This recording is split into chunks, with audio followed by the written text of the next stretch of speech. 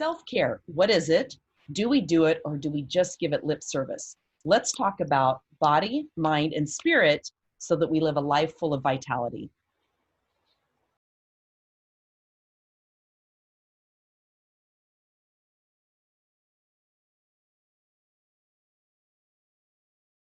Hi, I'm Jackie Ulmer, one of the co-founders of Transformation Decoded and the CEO of Fun and Abundance at StreetSmartWealth.com. Joining me here today are my co-founders, Isabel Banerjee and Lee Woodward, and we are talking about the subject of self-care because we've heard it for years. We need to be doing it, a lot of different things around it, what we should be doing, what we shouldn't be doing. But the reality of it is, do we just give it a lot of lip service or do we actually spend the time to take care of ourselves first? It's kind of like that old adage on the airplanes, put your oxygen mask on first and then assist others. And especially as women, a lot of times we don't really focus on that. So we're going to talk about 3 areas of self-care. That would be body, mind, and spirit. So Lee, I'm going to start with you and we'll start with body, the physical sense of it mostly. Tell us a little bit about what your thoughts are on self-care, what your routine is, if you have one, maybe areas you've struggled. Just give us your insight on that. Yeah, and it's really changed for me over the last couple of years. I've always been super physically active. I really started, I would say, like putting a workout into my life plan when I was about 13. And to be honest, it's because my parents um, started to run. They were trying to lose weight way back then. And then we all started to run together as a family. And that's what we do on the weekends. We would run races. So running became a big part of my self-care and then just working out in general and adding in weights and all that stuff. So for me, self-care had always been, I would say, pretty, you know, demanding physical exercise for myself. That's what made me feel good. But that really changed for me a few years ago because I've started to have back issues. Don't know if they have to do with running. I think a few crashes on the trail definitely knocked some things out of place. And I quit running now probably about 2 years ago, I guess. And it's been a real transition for me to say, how do I kind of get that new physical self-care going?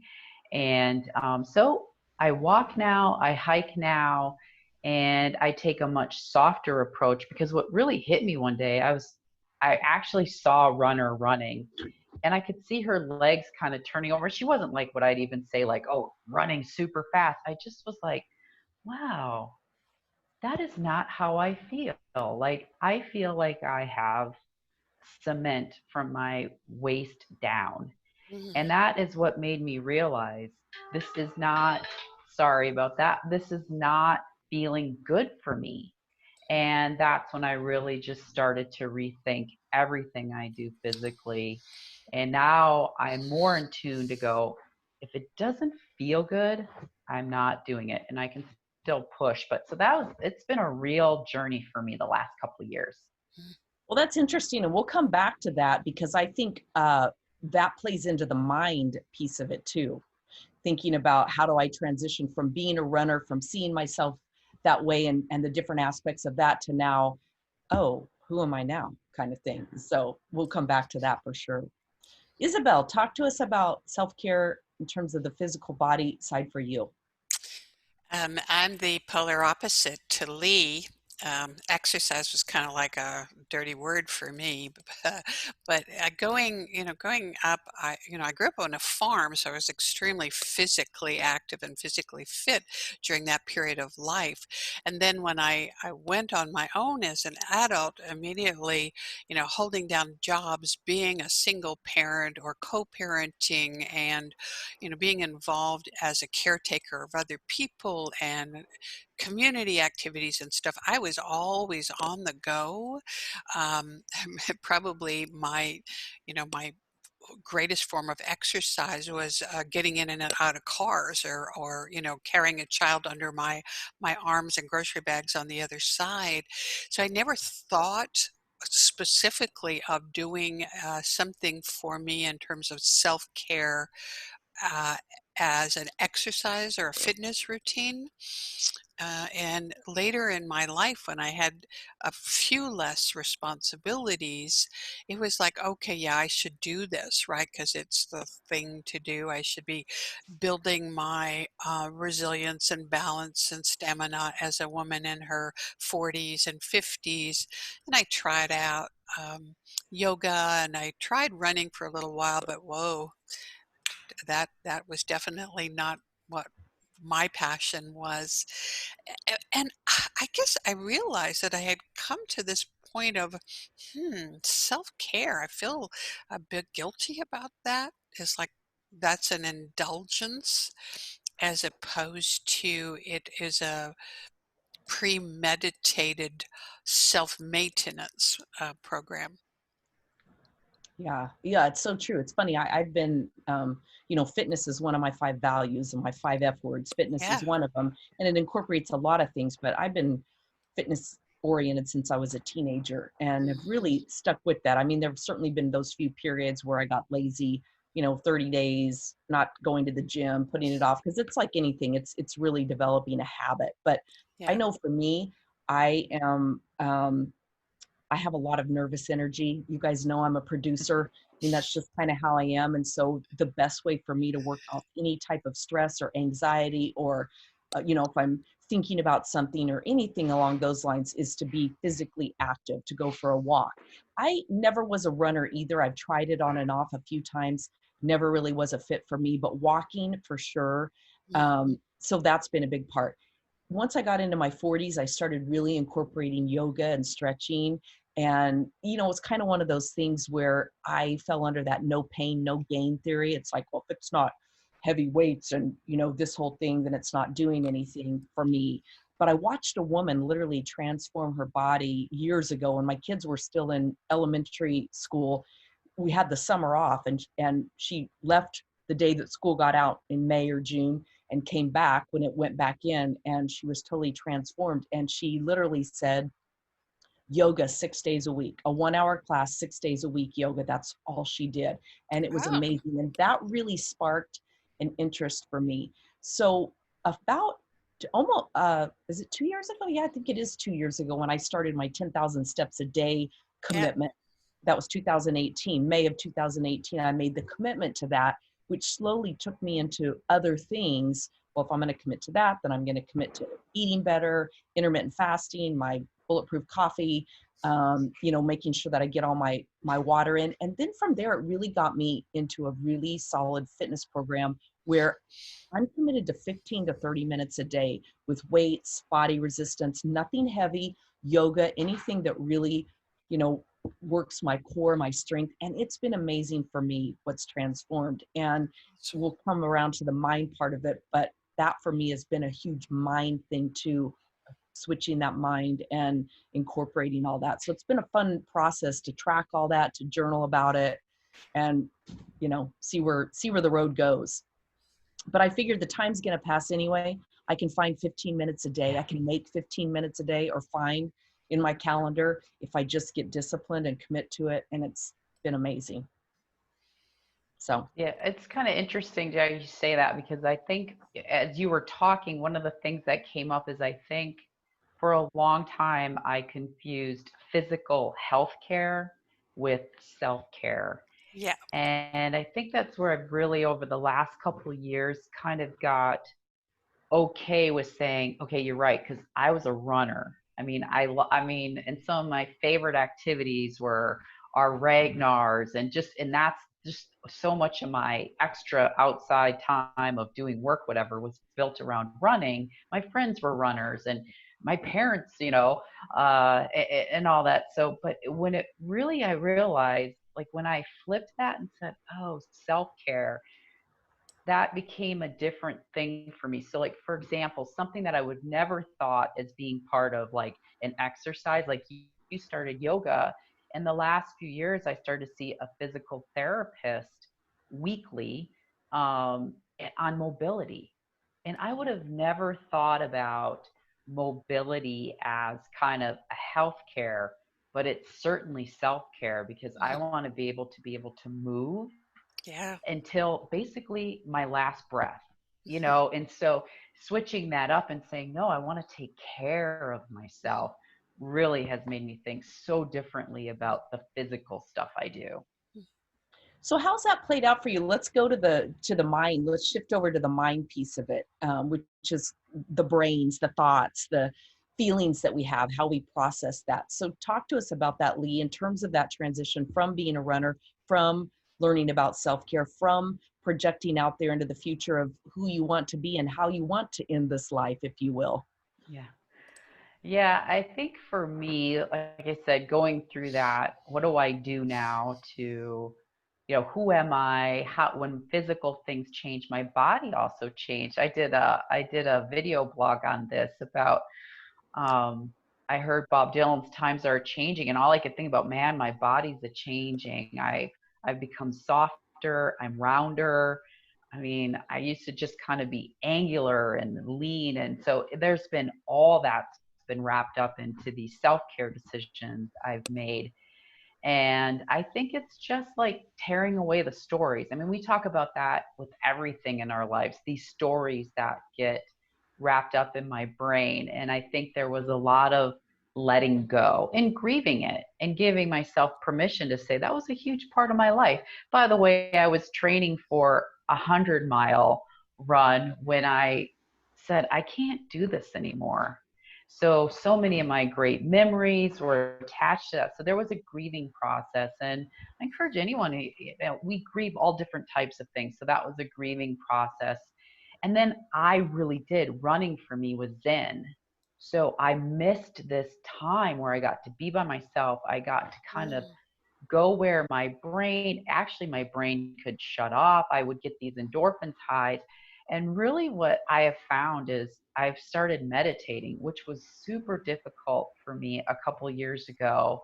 And I don't do it absolutely every day, but I do it pretty close to every day. And I would say that that has been kind of that mind thing that running gave me, which was this quieting of my mind. And I'm an absolute like believer now, the value of meditation and of just practicing it.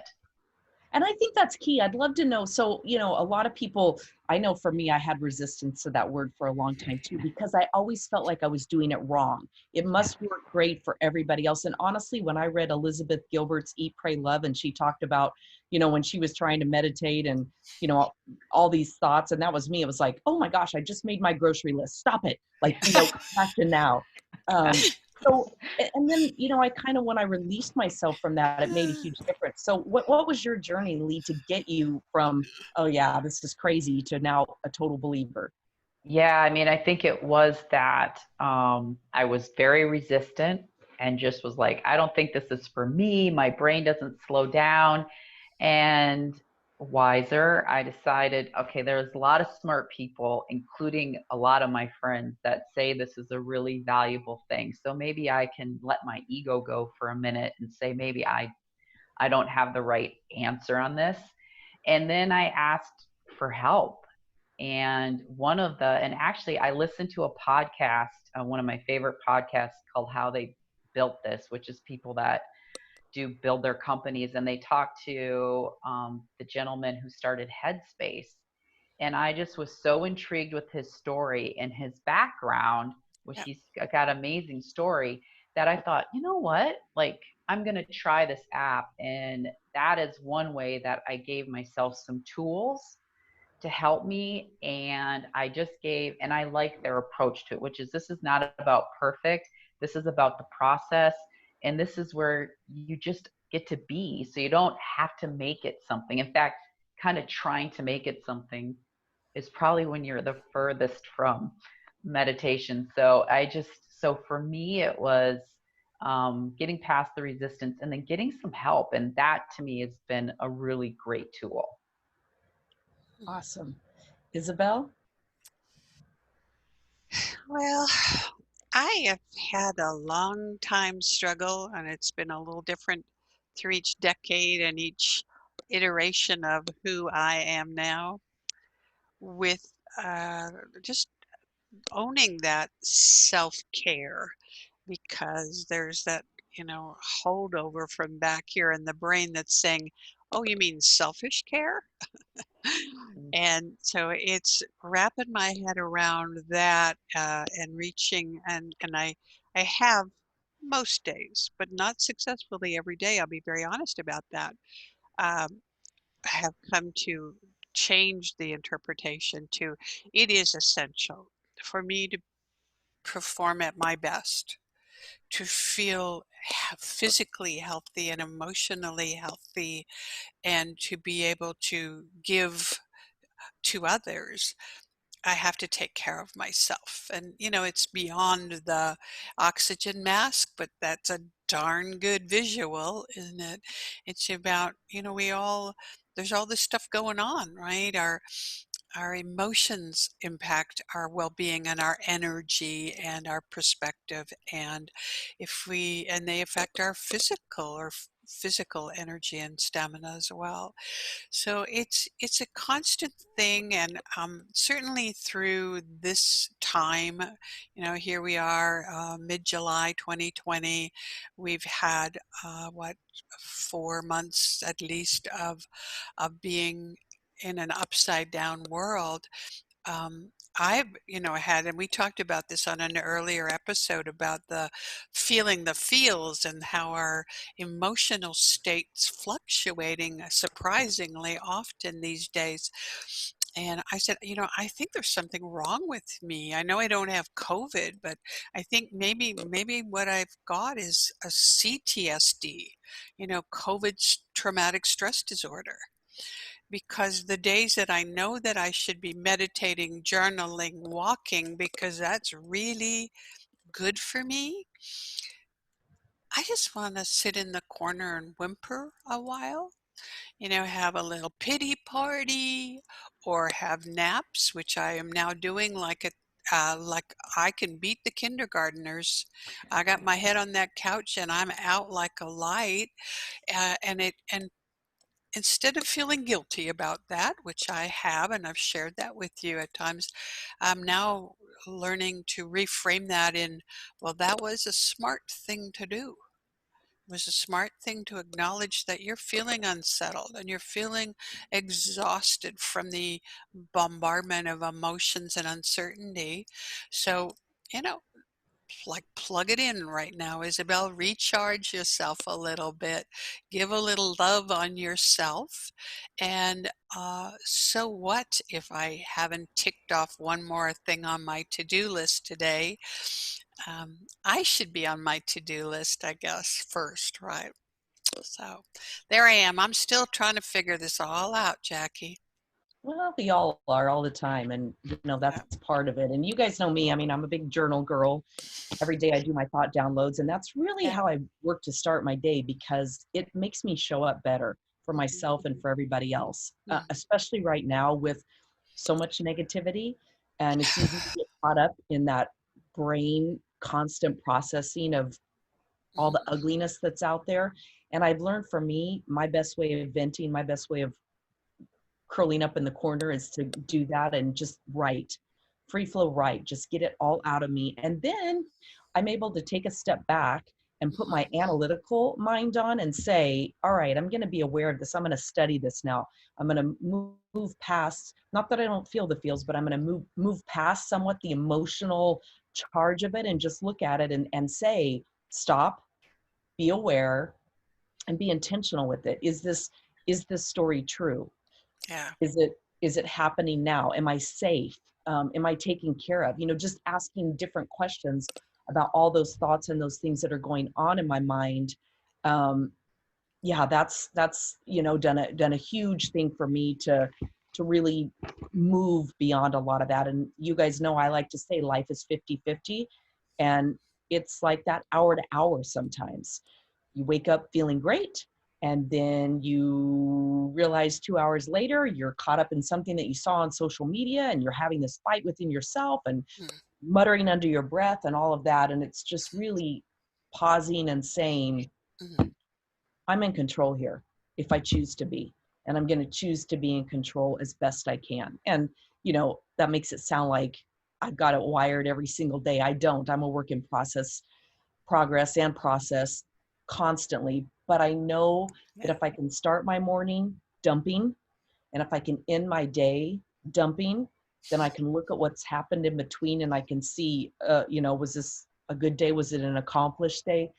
What was it? And how do I want to reframe or stay in that if it's a good space to go forward?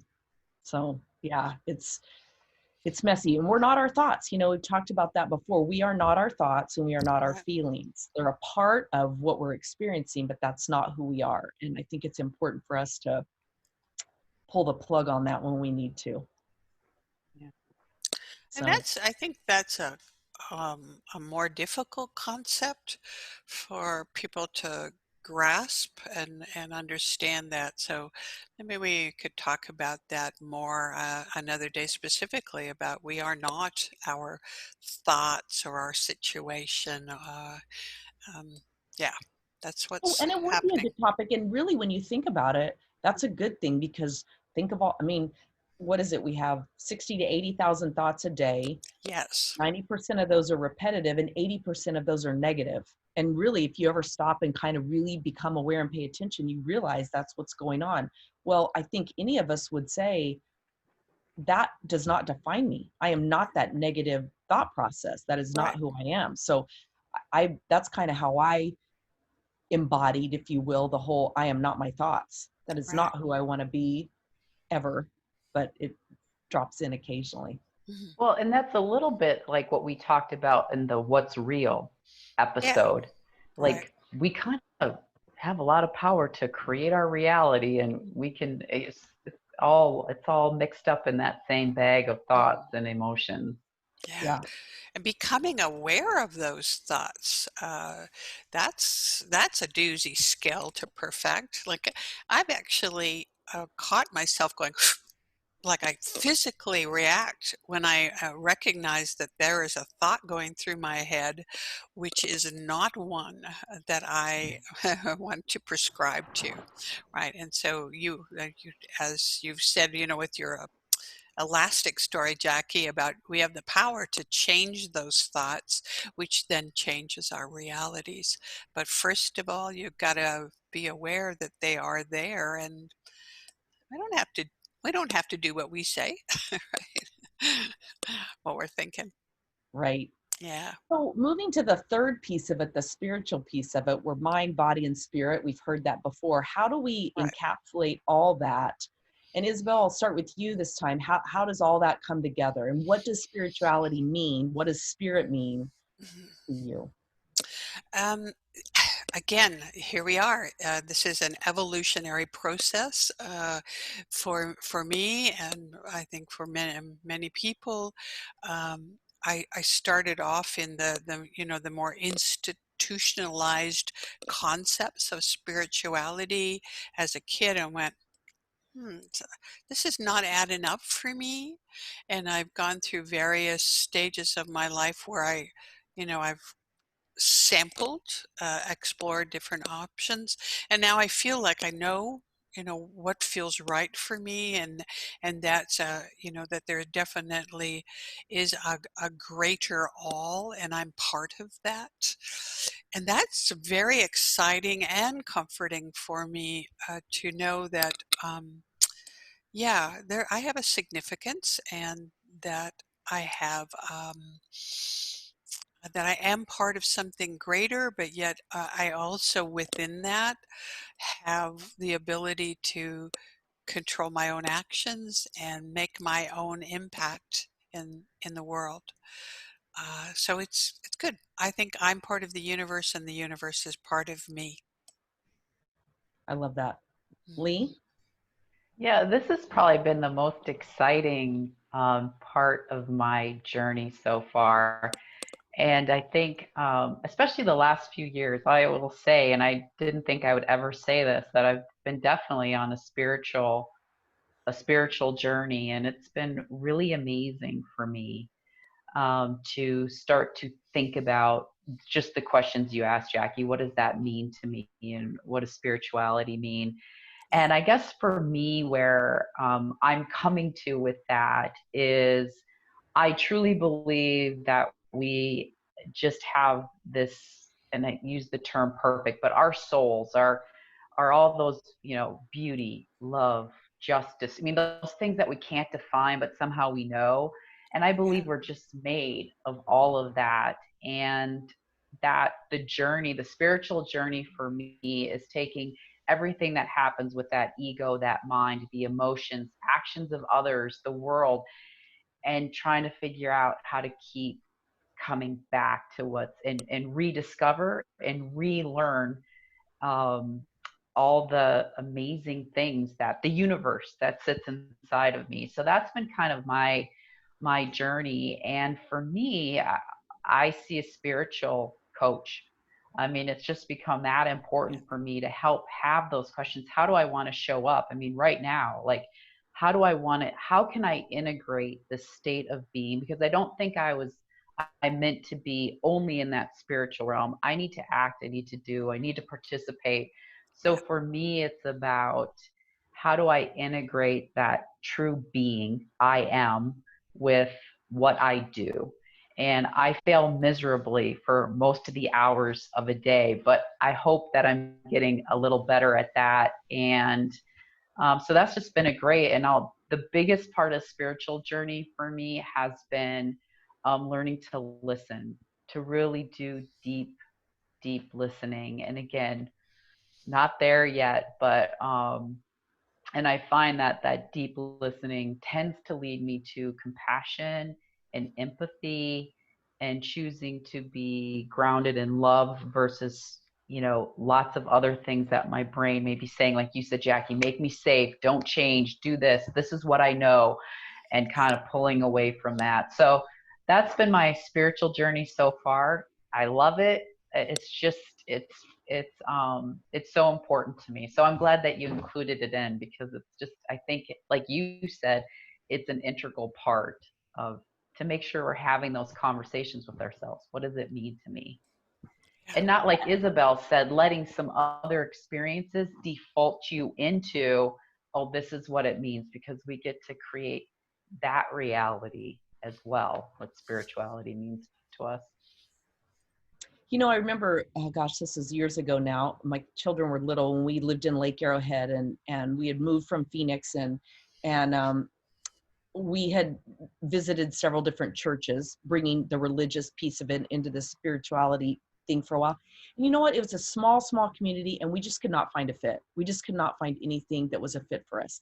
Meanwhile, we got a boat, and we would spend the summer mornings. We would get up super early, especially on the weekends, and we'd be out there at 7 a.m. every Sunday, waiting with the flag, with one kid with the water skis on, because at 7 o'clock, that's when the lake opened up. And we were there, and we had this morning routine, and we would, ski and do all that. And then we'd boat into the village for coffee and hot chocolate and go back out. And I remember saying to my kids once, this is church on a Sunday morning. It's like, Yeah.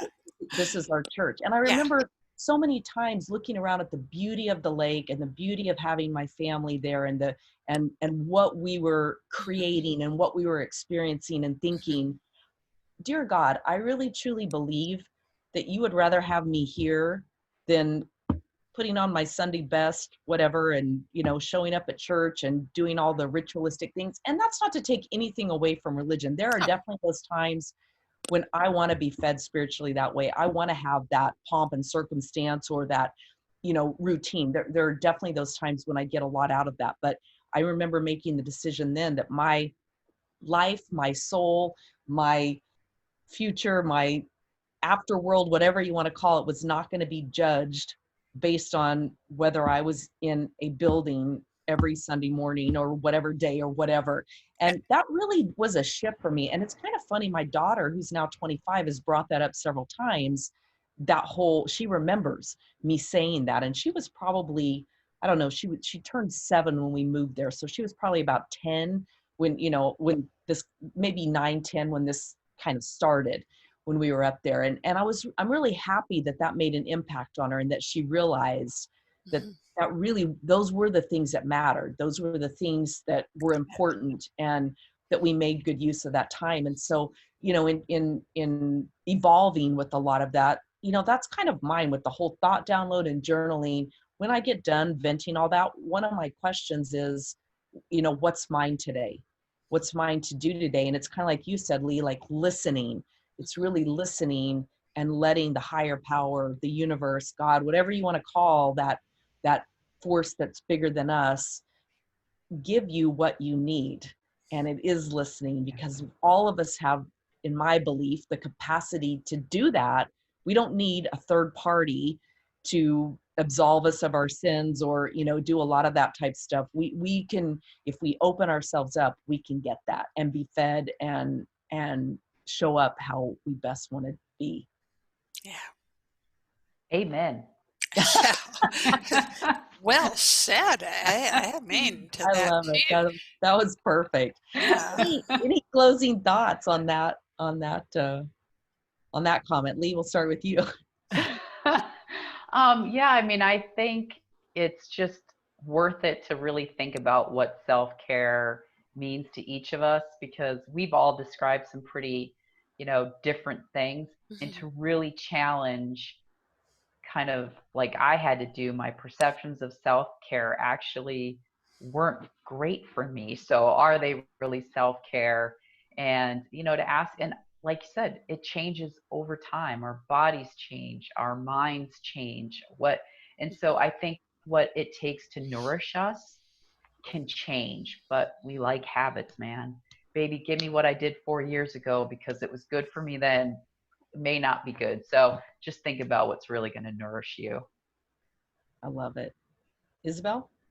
Well, I second that, that being aware that we are evolutionary women, and what feeds our soul and our bodies and our emotions naturally will change as we evolve, and we're exposed to different things, and we acquire different wisdom and history in our lives. So knowing that it isn't what the magazine says you should do, like a facial every month, and a pedicure, manicure, massage, which are all such wonderful things when it's enjoyable.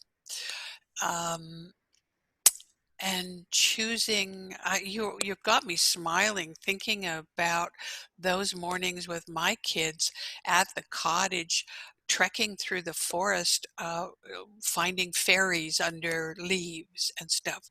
That was the most spiritual time. And it filled my heart and soul. And I hope that those memories are still with them. And they are with my grandchildren, because they talk about it. So yeah, to each his own, right? I love it. There's no should. Don't should on yourself. There's no shoulds or shouldn't. No, no. There's figuring out what works for you, for Yeah, sure. and self is not a four-letter word.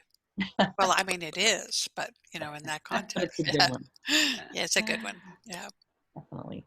Well, thanks so much, ladies, for sharing, and thanks to everybody for being on yeah. this journey with us. If you like what you hear, please subscribe to our channel. You can find our Facebook page in the show notes below. If you have any questions or comments, a topic you'd like to hear us discuss, leave it below, and we will look forward to sharing with you on a future show. Have an awesome day. Bye all. Bye.